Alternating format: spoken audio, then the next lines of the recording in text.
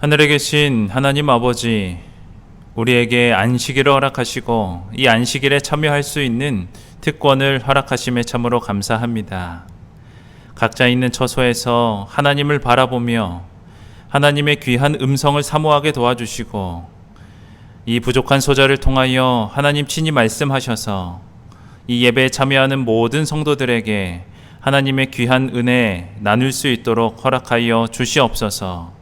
이 시간 오직 하나님으로 인하여 기뻐하고 하나님께서 받으실 참 예배가 될 수 있도록 우리와 함께하여 주시옵소서.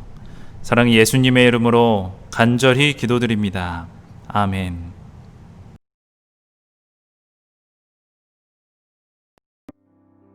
예수께서 모든 도시와 마을에 두루 다니사 그들의 회당에서 가르치시며 천국 복음을 전파하시며 모든 병과 모든 약한 것을 고치시니라.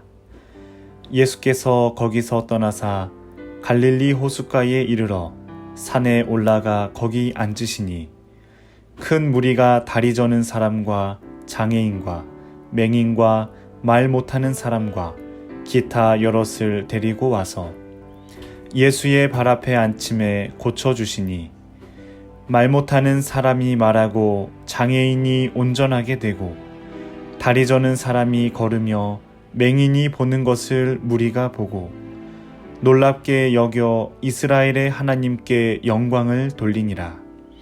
예수께서 제자들을 불러 이르시되 내가 무리를 불쌍히 여기노라. 그들이 나와 함께 있은지 이미 사흘임에 먹을 것이 없도다. 길에서 기진할까 하여 굶겨 보내지 못하겠노라.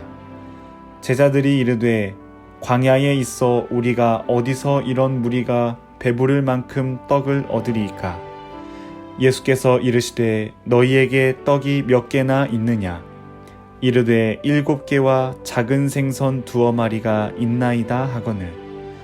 예수께서 무리에게 명하사 땅에 앉게 하시고 떡 7개와 그 생선을 가지고 축사하시고 떼어 제자들에게 주시니 제자들이 무리에게 주매 다 배불리 먹고 남은 조각을 7광주리에 차게 거두었으며 먹은 자는 여자와 어린이 외에 4,000명이었더라.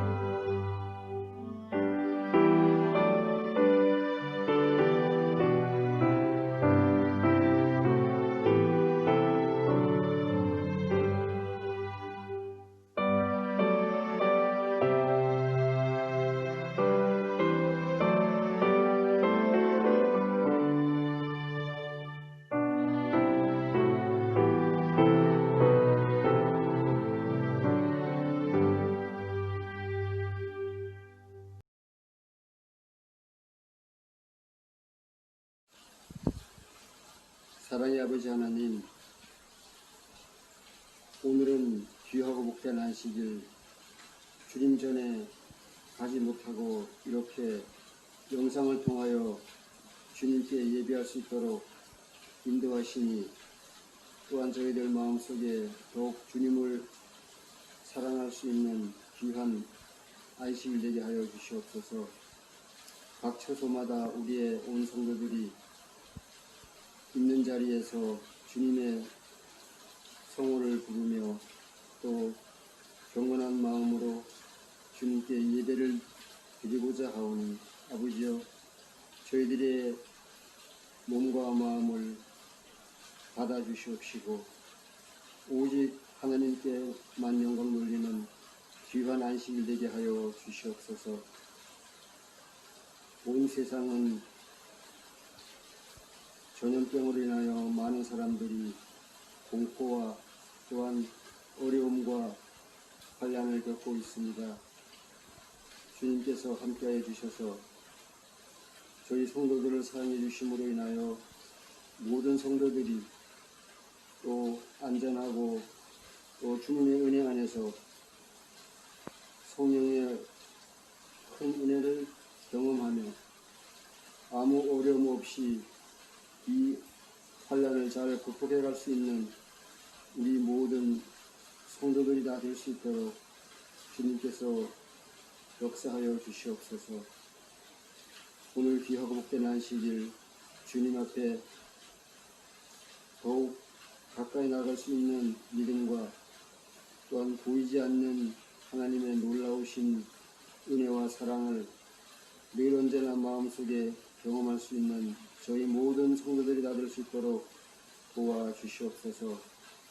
오늘도 주님께서 말씀하시고자 하는 귀한 성령의 음성을 목사님을 통하여 듣게 하시고 또한 그 말씀이 저희들에게 생명의 말씀이 되어서 항상 주님을 섬기며 주님께 영광 돌리는 저희 모든 성도들 다 될 수 있도록 도와주시옵소서.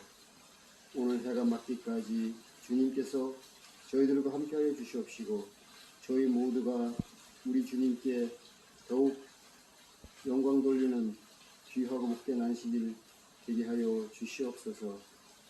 예수님의 이름으로 기도드리옵나이다.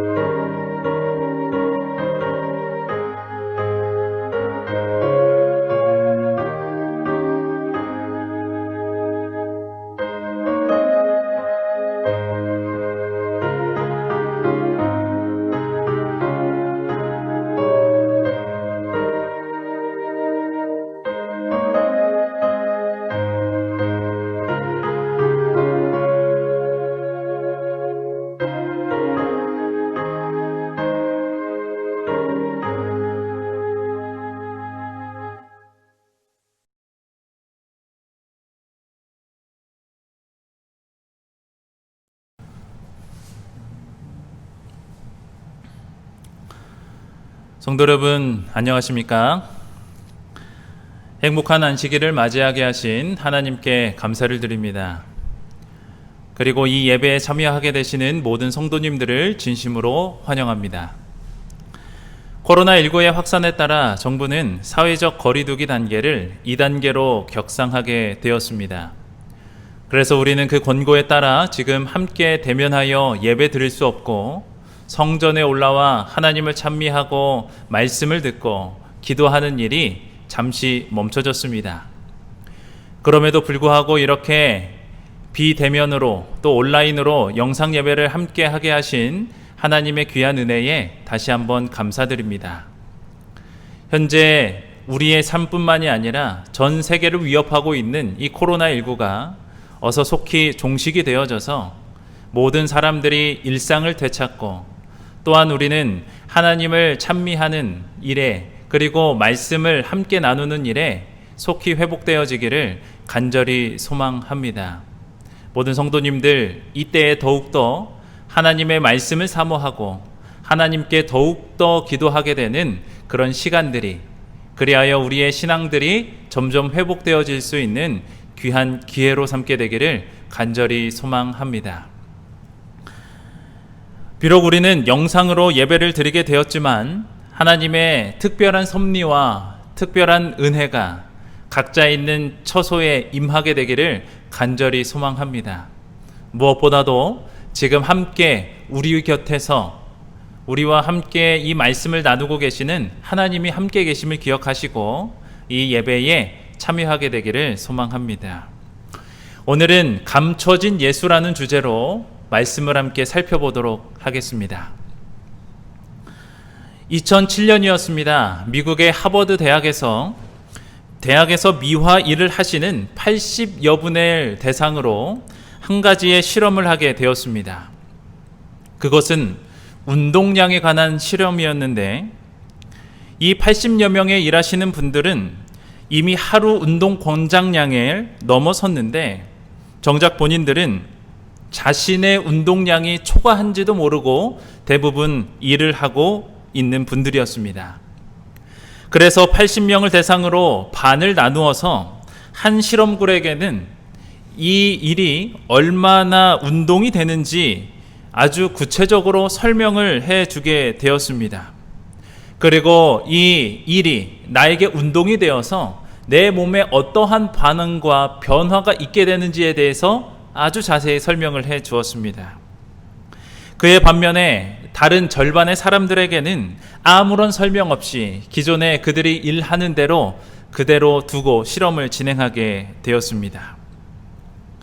자신이 하는 일이 자신의 몸에 어떠한 긍정적인 반응과 그로 인한 변화를 주게 될 것인지에 대한 실험이었습니다.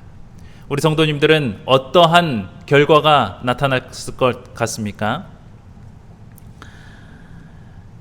한 달여의 시간 동안 실험을 하게 되었습니다. 그리고 변화가 일어나게 됨을 실험하는 사람들이 발견하게 되었습니다. 어떠한 반응이 있었을까요?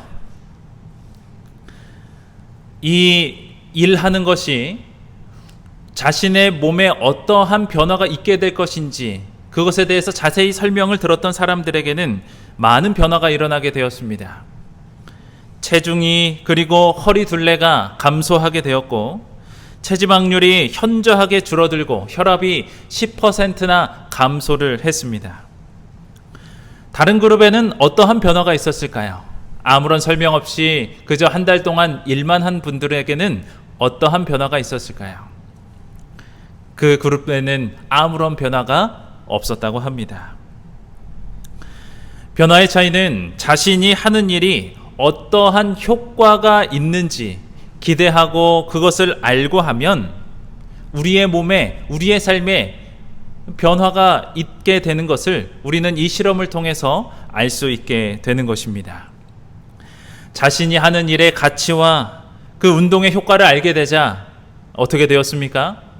그동안 열심히 일은 해왔지만 자신의 몸에 아무런 변화를 느끼지 못했던 그들이 체중이 감소하고 허리 둘레가 감소하게 되고 또 혈압도 10%나 낮아지게 되는 건강한 신체의 변화를 그들이 경험을 하게 되었습니다. 그러나 똑같은 일을 하더라도 자신이 이 하는 일에 어떠한 영향이 자신의 몸에 끼쳐질 것인가에 대해서 모르고 일하는 사람들에게는 아무런 변화가 없게 되는 것입니다. 우리의 신앙도 이와 마찬가지입니다. 실제적으로 하는 신앙이 우리에게 얼마나 가치가 있는 것인지 아는 것과 전혀 알지 못하는 것은 우리의 삶에 지대한 영향을 끼치게 되는 것입니다. 신앙도 두 종류가 있습니다. 실제적인 가치에 대한 이해로 삶의 변화를 경험한 자와 또한 그렇지 못한 사람, 이 두 부류로 나뉘게 되는 것입니다. 교회를 다니면서도 신앙생활의 가치를 잘 모르고 또 흔들리는 경우가 너무나도 많이 있습니다. 신앙은 절대로 이론적으로 배우는 것은 아니지만 우리는 알매도 불구하고 우리의 삶에 그 신앙의 긍정적인 면들을 우리 삶에 이해하지 못하고 삶에 체득하지 못하면 우리의 삶에는 그 신앙으로 인하여 아무런 변화가 없게 되는 것입니다. 예수님을 아는 지식은 우리 머리로는 이해를 하지만 우리의 삶으로는 이해된 모습이 나타나지 않는다면 우리의 삶에 입으로는 예수님을 믿노라고 말을 하지만 우리의 삶에는 예수님이 감추어진 생애를 살아가게 되는 것입니다. 성도 여러분, 우리는 모두 예수 그리스도를 사랑하는 신앙인들입니다. 예수님이 이 땅에 오실 그 재림의 날을 기다리며 살아가는 재림교인들입니다. 우리들의 신앙이 이 신앙의 가치로 말미암아 삶의 영적인 변화로 우리의 삶이 더 건강해지게 되기를 간절히 소망합니다. 우리가 신앙생활을 하면서 머리로만 그 가치를 이해하는 것이 아닌 우리의 가슴으로 느끼고 우리의 삶의 모습으로 드러나게 된다면 우리의 신앙은 더 가치 있고 하나님과 동행하게 되는 큰 특권을 누리게 될 것입니다. 오늘 저는 사도 바울의 말씀을 통하여 함께 오늘의 귀한 은혜를 나누고자 합니다. 먼저 하나님의 말씀 골로새서 1장 25절로 29절에 있는 말씀을 다 함께 보도록 하겠습니다. 제가 읽도록 하겠습니다. 내가 교회의 일꾼이 된 것은 하나님이 너희를 위하여 내게 주신 직분을 따라 하나님의 말씀을 이루려 함이니라. 이 비밀은 만세와 만대로부터 감추어졌던 것인데 이제는 그의 성도들에게 나타났고 하나님이 그로 하여금 이 비밀의 영광이 이방인 가운데 얼마나 풍성한지를 알게 하려 하심이라. 이 비밀은 너희 안에 계신 그리스도시니 곧 영광의 소망이니라. 우리가 그를 전파하여 각 사람을 권하고 모든 지혜로 각 사람을 가르침은 각 사람을 그리스도 안에서 완전한 자로 세우려 함이니 이를 위하여 나도 내 속에서 능력으로 역사하시는 이의 역사를 따라 힘을 다하여 수고하노라. 우리 성도님들은 골로새가 어떠한 지역인지 아십니까? 골로새는 에베소에서 동쪽으로 100km 정도 떨어진 그러한 마을이었습니다. 그리고 그곳은 인구가 상당히 많았고 또 굉장히 번화한 도시였다고 주석은 이야기를 하고 있습니다. 비록 바울이 골로새 교회를 세우지는 못했지만 에베소를 중심으로 3년 동안 복음을 전했기에 당시 교회의 모든 지도자들이 바울의 지도를 받았습니다. 그러니 골로새 교회도 바울의 지도가 어느 정도 그들에게 전해졌음을 우리는 알 수 있게 됩니다. 그리고 골로새서는 바울의 옥중 서신 중 맨 처음으로 쓰여진 그러한 서신입니다. 바울이 감옥에 있을 때에 한 사람이 찾아옵니다. 그 사람은 골로새 교회의 지도자였던 에바브라였습니다. 그는 골로새 교회에 직면한 여러 가지 문제를 가지고 이 바울을 찾아오게 됩니다. 그리고 바울을 만나 교회를 흔들고 있는 하나 이단의 문제를 가지고 바울과 함께 이야기를 하고 그 모든 내용들을 바울은 글로 써서 이 골로새 교인들에게 보내는 골로새서를 쓰게 된 것입니다. 예나 지금이나 진리 안에서 살아가는 사람들은 얼마나 많은 핍박들이 있는지 모릅니다. 잘 알고 또한 하나님을 잘 믿고 있기 때문에 사람들에게 질투를 받았던 것이지요. 골로새 교회도 이와 마찬가지였습니다. 그러니 성도 여러분, 진리 안에 있는 믿음으로 받는 핍박은 우리가 전혀 두려워할 것이 없습니다. 진리 되시는 하나님께서 우리의 삶을 붙드시고 인도해 주실 것이기 때문입니다. 바울은 골로새서를 쓰면서 골로새 교회를 흔들었던 기독론에 대해서 기록을 하게 되었습니다. 당시 골로새 교인들을 핍박하는 그 핍박의 기준이 무엇이었냐면 바로 예수님을 믿느냐라는 것이었습니다. 바울은 그럼에도 불구하고 그 문제의 핵심인 또 핍박의 핵심인 이 예수님을 믿느냐에 대해서 예수가 그리스도이심을 그리고 예수님께서 메시아이심을 정확하게 그들에게 인지시켜 주십니다. 그리고 바울은 그렇게 주장을 합니다. 모든 문제의 시작은 예수 그리스도이지만 모든 해결의 시작은 또한 예수 그리스도이시다. 저는 이 시간 우리의 삶에 다가온 예수님은 과연 현재 어느 곳에 계신지 함께 생각해 보기를 원합니다. 그리고 그 예수님께서는 나에게 어떠한 분이신지 이 시간 생각해 보게 되기를 간절히 소망합니다. 성도님들에게 예수님은 과연 어떠한 분이십니까? 우리의 삶에도 문제의 시작, 또 그 모든 문제의 해결의 시작, 예수 그리스도 아니겠습니까? 우리의 믿음이 흔들리고 다시 한번 생각하고 마음을 다시 한번 잡을 수 있는 이유는 예수 그리스도 때문임을 이 시간 다시 한번 확신하게 되기를 소망합니다. 우리는 바울의 모습을 통해 그에게 있어서 예수님은 정말 특별한 존재였음을 이 골로새서를 통하여 우리는 알게 됩니다. 그가 아는 예수님을 이 지상의 언어로 표현하려니 그의 언어로는 한계가 있었습니다. 우리 성도님들께서는 예수님을 무엇이라 표현할 수 있겠습니까? 이 지상의 언어로 하늘의 언어가 되시는 하나님을 우리들이 표현할 수 있을까요? 그 예수님을 우리의 입술로 표현할 수 있을까요? 이 지상의 언어로는 한계가 있었겠죠. 바울도 역시 마찬가지였습니다. 자신이 예수님에 대해서 그 골로새 교인들에게 이 예수님이 어떠한 분이신지 소개를 다시 한번 했어야 되는데 그 과정에서 자신이 표현할 수 있는 이 지상의 최고의 의미를 가진 그러한 언어들을 사용하여 예수님을 소개하게 됩니다. 본문 골로새서 1장 26절로 27절에 바울은 이렇게 말합니다. 이 비밀은 만세와 만대로부터 오므로 감추었던 것인데 이제는 그의 성도들에게 나타났고 하나님이 그들로 하여금 이 비밀의 영광이 이방인 가운데 어떻게 풍성한 것을 알게 하려 하심이라. 이 비밀은 너희 안에 계신 그리스도시니 곧 영광의 소망이라. 여러분, 예수 그리스도가 계시는 것, 이것이 바로 사도 바울이 그토록 이방인들에게 전하려고 했던 복음의 비밀이었습니다. 그리고 그것이 하나님의 영광이었습니다. 그리고 우리 모두에게 그 모든 일들이 실현이 되어진 일이었습니다. 우리 안에 예수 그리스도께서 와 계십니다. 이 사실을 믿으십니까? 이 사실을 인정하십니까?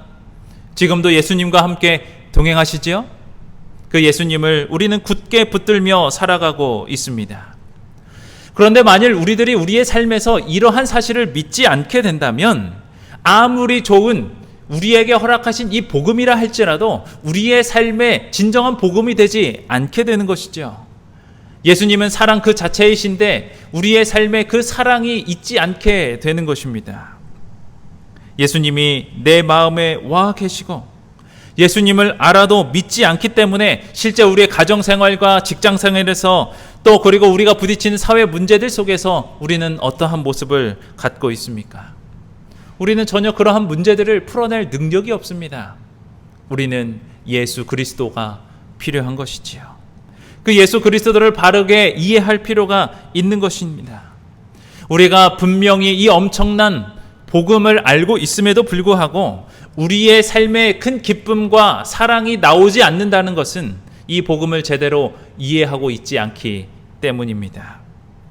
그러나 성도 여러분, 우리들이 제대로 믿어지기만 한다면 그때부터는 우리의 삶에 엄청난 복음의 역사가 일어나게 되는 것입니다.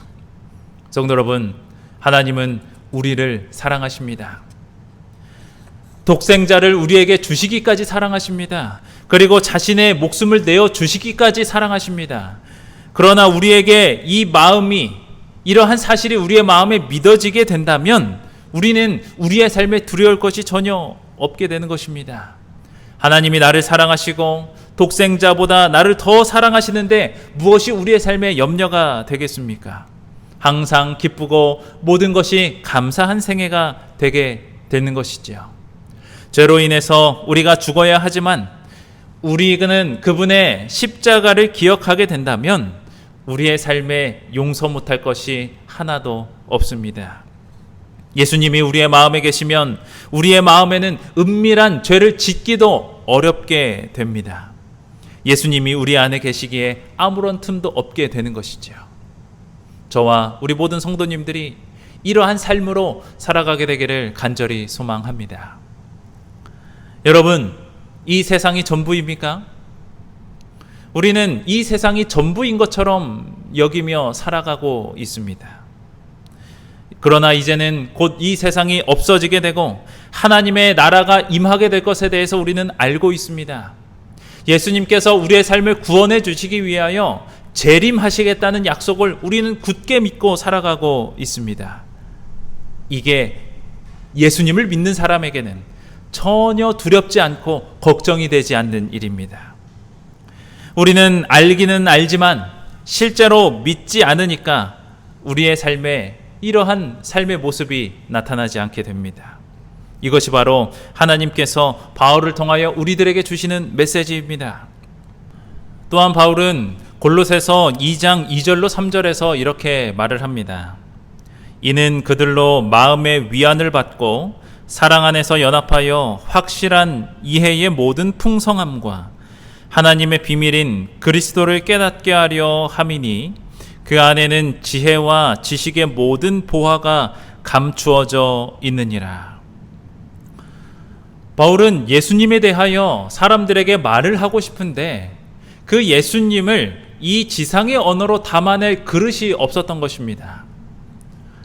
자신이 말할 수 있는 최상의 표현을 가지고 예수님에 대해서 이야기를 해야 하는데 그런 마땅한 단어를 찾기가 어려웠어요. 그러면서 그가 표현한 것이 바로 2절로 3절에 있는 말씀입니다. 예수님 안에는 무엇이 들어있다고요? 지혜와 지식의 모든 보화가 감추어져 있다라고 말을 했습니다. 그 당시에 사람들이 어떠한 것을 좋아하고 추구했는지 이 내용을 보면 우리는 알 수 있게 되는 것이죠. 그들에게는 지혜와 또 지식이 그리고 그 안에 보화처럼 많이 있는 것을 그들의 삶 속에 귀중한 것으로 여겼습니다. 성도 여러분, 우리에게 예수님은 어떠한 분이십니까? 바울은 끊임없이 예수님을 무엇이라고 표현을 합니까? 감추어진 비밀이라고 표현을 합니다. 그 비밀이 지금 어떻게 되었습니까? 우리 성도님들에게도 여전히 비밀입니까? 아니면 그 비밀이 펼쳐져 보여주셨습니까? 예수님께서는 그 비밀을 우리에게 펼쳐져 보여주셨습니다. 우리를 향한 구속의 경륜이 우리에게 주어졌습니다. 그리고 그 경륜에 따라 우리들이 믿음으로 하나님의 역사하심을 그리고 그 예언과 성취를 바라보며 우리들이 살아가고 있습니다. 그래서 끝내 이 땅에 예수님의 재림이 있게 될 것이고 이 땅의 모든 죄들이 정결하게 되어지고 그리고 하나님의 나라가 이 땅에 다시 오게 될 것임을 우리는 믿고 있게 되는 것이죠. 하지만 우리는 그 마음속에 그러한 비밀이 있음에도 불구하고 우리는 감추며 그것을 살아가고 있는 것이지요. 항상 내 곁에 있는 우리의 구원의 열쇠인 그 비밀인 경륜을 우리에게 가까이 하지 않음에 우리는 그것을 꽁꽁 감추고 살아가고 있는 것입니다. 성도 여러분, 우리는 아는 것에서 멈추면 안 됩니다. 그 아는 것이 우리의 삶의 실제가 되고 우리의 삶에 실천하게 될 때 그것은 비로소 실제가 되는 것입니다. 이 시간 우리의 삶에 예수님을 내어놓고 우리만의 예수님에 대해 말해보기를 간절히 소망합니다.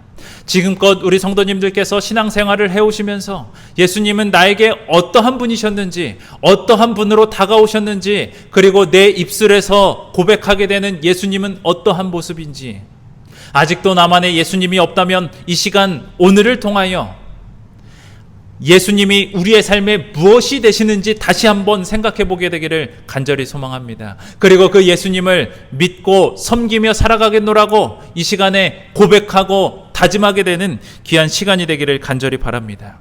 이러한 우리들의 고민이 없이는, 우리의 삶의 투쟁이 없이는 예수님을 우리의 삶에 모실 수도 없고 우리의 삶에 믿으며 살아갈 수도 없게 되는 것입니다. 그러니 성도 여러분, 우리의 삶에 찾아오신 그 예수님을 감추지 말고 드러내며 살아가시고 그렇게 우리의 믿음을 키워나가게 되기를 소망합니다. 한 교회에 장로님이 있었습니다. 어느 날 교회에 전도회가 마쳐지게 되고 강사 목사님과 담임 목사님 그리고 교회의 여러 장로님들을 댁으로 초청하여 식사를 대접하는 때가 있었습니다. 그리고 식사를 하면서 하나의 주제를 가지고 이야기를 하던 중에 그 장로님이 하나의 고백을 하게 되었습니다. 그 내용은 이러합니다. 그 장로님의 집안은 소위 신앙의 뼈대가 있는 집안이었습니다. 3대째 신앙생활을 해왔고 3대째 모든 분들이 장로의 직임을 수행하는 그러한 가정이었습니다. 어렸을 때부터 부모님과 교회를 다녔는데 그런데 자신만의 하나님을 만나지 못했노라고 고백을 하였습니다. 그러나 부모님의 신앙을 따라 함께 다니다 보니 어느덧 결혼도 하게 되고 또 어느덧 집사가 되어 있고 또 장로를 해야 될 때가 왔다라는 것입니다. 생전에 어머니께서 그 장로님에게 말씀하시기를 너는 꼭 교회의 장로가 되어서 하나님을 섬기고 사람들에게 또 사랑을 나누어주는 역할을 해라라고 이야기를 했던 것이죠. 그러나 그 장로님의 마음속에는 언제나 부담이 있었습니다. 그러나 어머니께서 그 이야기를 하셨기 때문에 마음속에 고민이 된 것이죠. 어머니의 소원은 장로가 되는 것이고 평생 이 교회를 위하여 헌신하는 것인데 이 마음속에 부담이 되는 것입니다. 어머님의 말씀을 지켜야 되는 효는 다 해야겠고 그의 반면에 마음속에 부담은 있고 그러다가 장로가 되었는데 정말 이 장로의 직임을 수행하기가 너무 어렵다라는 고백이었습니다. 그 자리에서 함께 식사를 하며 말씀을 함께 나누고 있던 강사 목사님과 담임 목사님은 어떠한 말을 그 장로님에게 해야 할지 어떠한 조언을 줘야 될지에 대해서 고민을 하게 되었을 때에 한 장로님께서 그 장로님에게 이야기를 하는 것입니다. 장로님도 그러신가요? 저도 그렇습니다. 그러한 고민이 없이 지금 어떻게 우리가 신앙생활을 할 수 있었을까요? 우리는 예수님의 은혜가 아니면 날마다 살아갈 수 없음을 우리의 삶을 통해 깨닫게 되는 것 아니겠습니까? 장로님, 지금도 늦지 않았습니다. 장로님만의 예수님을 한번 만나보시죠. 그래서 그 마음속에 가진 그 짐을 이제는 덜어보시지요. 제가 장로님을 위해서 기도하겠습니다. 성도 여러분, 이러한 모습은 한 사람만이 겪는 진통이 아닙니다. 우리 모두의 마음속에 있는 부담스러운 진통이죠. 하지만 그 가치를 머리로만이 아닌 가슴으로 느끼게 된다면 우리가 가진 이러한 진통들은 금세 극복이 될 수 있음을 우리는 알고 있습니다. 내 안에 계신 그 예수님을 우리의 삶의 진정으로 모시고 섬기는 것, 우리의 삶에 있어야 하는 것이지요. 우리는 성경을 통해 우리의 믿음을 확고히 해 나갑니다. 하나님께서는 성경을 통하여 친히 우리들에게 하나님이 어떠한 분이신지, 또 이 땅에 오실 메시아 예수님이 어떠한 분이시고 그분이 이 땅에서 이루실 일이 무엇이고 끝내 우리에게 어떠한 일을 행하실 것인지, 그 모든 것들을 이 말씀을 통하여 우리들에게 말씀을 하셨습니다. 그래서 성경에 나오는 사건들이나 상황들이나 인물들의 믿음은 우리의 흔들리는 믿음을 다시 한번 바로잡을 수 있는 기회가 됩니다. 그래서 저는 성경 인물들이 생각했던 그 예수님, 그들의 마음속에 있었던 그 예수님을 이 시간 성도님들에게 소개해 드리고자 합니다. 아직도 나의 마음속에 예수님을 하나의 단어로 표현할 수 없는 분들이 계시다면 이 기회에 좋은 통찰력을 얻어보게 되기를 소망합니다. 먼저 바울입니다. 바울은 수도 없이 예수님에 대해서 믿음의 고백을 하는 장면들을 우리들이 보게 됩니다. 그 중에서는 제가 가장 좋아하는 바울의 고백을 우리 성도님들과 나누고자 합니다. 빌립보서 1장 8절의 내용입니다. 내가 예수 그리스도의 심장으로 너희 무리를 얼마나 사모하는지 하나님이 내 증인이시라. 예수 그리스도의 심장을 가지고 그들을 사랑한다고 외쳤던 그 바울은 예수 그리스도를 자신에게 있어서 가장 귀한 자신의 심장처럼 예수님을 여겼기 때문에 가능한 일이었습니다. 내가 예수 그리스도의 심장을 가졌다라는 것은 예수 그리스도가 나의 심장이라는 또 다른 고백이 되는 것이죠. 심장이 우리의 몸에 없게 되면 어떻게 될까요? 심장이 없으면 우리는 우리의 몸속에 피를 전할 수 없게 되고 끝내 죽을 수밖에 됩니다. 이 심장이 있으므로 우리는 살아갈 수 있는 힘을 얻게 되는 것이고 심장 자체가 생명 그 자체입니다. 그러나 바울은 자신의 삶에 있어서 가장 중요한 그 심장이 예수님이라고 표현을 하는 것이죠.